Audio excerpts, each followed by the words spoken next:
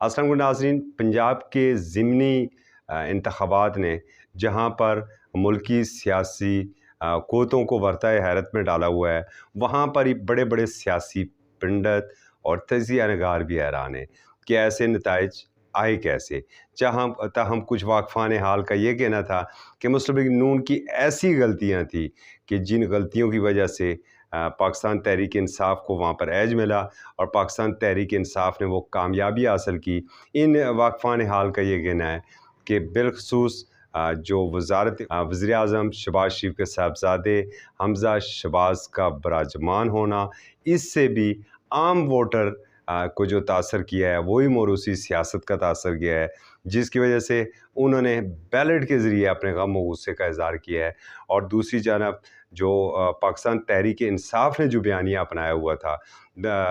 اس کی بھی یہاں پر نفی ہوئی ہے۔ جس طریقے سے انہوں نے الیکشن کمیشن آف پاکستان کی جانب اپنی توپوں کا رخ کیے رکھا تھا، چیف الیکشن کمیشنر سمیت پورے الیکشن کمیشن کو متنازع بنانے کی کوئی کسر نہیں چھوڑی گئی، اور اسی طریقے سے ہمارے خفیہ ادارے سے متعلق بھی ایسا ہی پروپیگنڈا ایک تواتر کے ساتھ کیا گیا۔ تاہم یہ جو نتائج آئے ہیں، یہ ایک طرف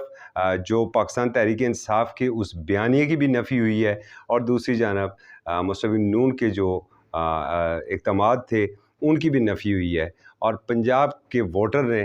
پہلی دفعہ حیرت انگیز طور پر ایک فیصلہ دیا ہے۔ ہم پہلے ایسے فیصلوں کی توقع کم از کم پنجاب کی حد تک نہیں تھی، کیونکہ پنجاب کی ایک روایت رہی ہے کہ جہاں پر طاقت رہی ہے ضمنی انتخابات میں کامیابی انہی کو ملی ہے۔ تاہم اس دفعہ جو مسلسل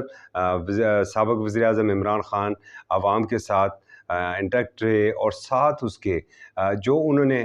میڈیا کو سائڈ پر رکھتے ہوئے سوشل میڈیا کے ذریعے مربوط انداز میں جو اپنی انتخابی کمپین چلائی، اور پھر ان کے اگینسٹ تواتر کے ساتھ جو مختلف سکینڈلز آتے رہے، آڈیو لیکس ہوتی رہی، اور آج بھی الیکشن ڈے والے دن بھی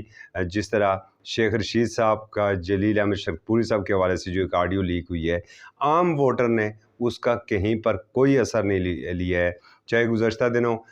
جو خاتون اول کی ایک آڈیو لیک ہوئی تھی سوشل میڈیا ہیڈ ارسلان خالد کے ساتھ گفتگو میں، اور اسی طریقے سے ایک پہلے جو 3 اور 5 کیرات ہیرے کی آڈیو لیک ہوئی تھی، اس کا بھی کہیں پر کچھ اثر نہیں ہوا ہے۔ اور حکومت کی جانب سے جتنا بھی پروپیگنڈا کیا گیا تھا وہ اس کا عوام نے کوئی اثر نہیں لیا ہے، اور بیلٹ کے ذریعے آج یہ فیصلہ دے دیا ہے کہ پنجاب کپتان کا۔